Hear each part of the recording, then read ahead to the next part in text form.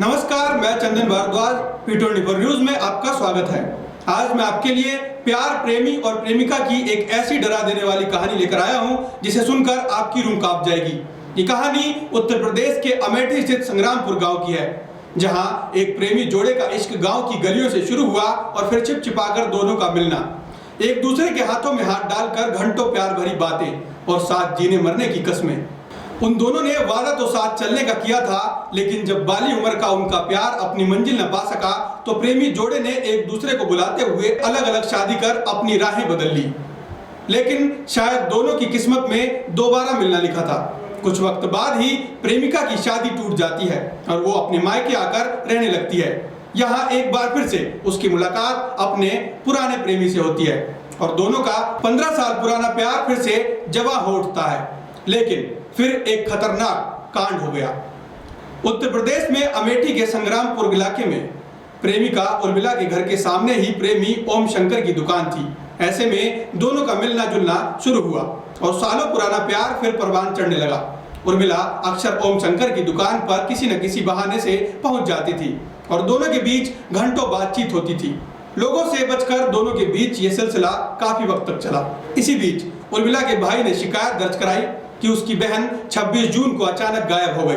पता चला कि उसका फोन भी बंद है। उर्मिला के भाई ज्ञानेंद्र ने पुलिस को बताया कि 34 साल की उर्मिला गोरखपुर बैंक जाने के लिए निकली थी, लेकिन वह वापस लौट कर घर नहीं आई। पुलिस ने जांच पड़ताल शुरू की तो अन्य थानों पर उर्मिला की फोटो भेजकर खबरियों को एक्टिव कर दिया। इसी बीच उर्मिला की लाश मिल गई। मौके पर पहुंचकर पुलिस छानबीन करती है तो पता चलता है कि वो लाश उर्मिला की थी। उर्मिला को सिर से सटाकर गोली मारी गई थी। इलाके में हड़कंप मच जाता है। आखिर कौन था जिसने इतनी बेरहमी के साथ उर्मिला की जान ली और उसकी हत्या के पीछे क्या वजह थी? मामले की तहकीकात में जुटी पुलिस को अपने मुखबिरों से पता चलता है कि उर्मिला के प्रेम संबंध कुछ साल पहले गांव के ही ओम शंकर से थे। पुलिस शक के आधार पर ओम शंकर को पूछताछ के लिए बुलाने के मकसद से उसके घर पहुंचती है, लेकिन वो वहां नहीं मिलता। इस बीच खबर मिलती है कि ओम शंकर को मेला बगिया चौराहे के पास देखा गया है। तुरंत पुलिस की टीम मौके पर पहुंचती है तो खाकी वर्दी वालों को देखकर ही ओम शंकर भागने लगता है। पुलिस घेर कर उसे पकड़ लेती है।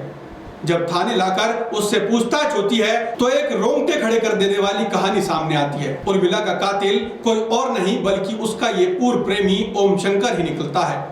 पूछताछ में पुलिस को ओम शंकर ने बताया कि उर्मिला से उसके संबंध शादी से पहले ही थे। शादी के बाद दोनों एक दूसरे को भूल गए थे, लेकिन जब उर्मिला वापस अपने घर आई तो दोनों के बीच प्यार फिर बढ़ गया। इस बीच उर्मिला ने ओम शंकर के ऊपर दबाव बनाना शुरू कर दिया कि वो उससे शादी करे। उर्मिला ने धमकी दी, अगर ओम शंकर ने उससे शादी नहीं की तो वो पूरे गांव के सामने सब कुछ बताकर उसकी पोल खोल देगी। ओम शंकर ने उर्मिला से बताया कि वो अब शादीशुदा है, उसके 2 बच्चे भी हैं। लेकिन जब उर्मिला नहीं मानी तो उसने उसे रास्ते से हटाने का प्लान बना लिया। 26 जून को मिलने के बहाने बुलाकर ओम शंकर ने उर्मिला को अपनी बाइक पर बिठाया और छाछा गांव के सुनसान जंगलों की तरफ ले गया। यहाँ पानी पीने के लिए उसने बाइक रोकी और जब उर्मिला इधर उधर देख रही थी तो तमंचा निकालकर उसके सिर से सटाकर गोली मार दी। इसके बाद ओम शंकर वापस अपने घर लौट आया और तमंचे को भूसे के ढेर में छिपा दिया। उसने उर्मिला का मोबाइल भी जला डाला।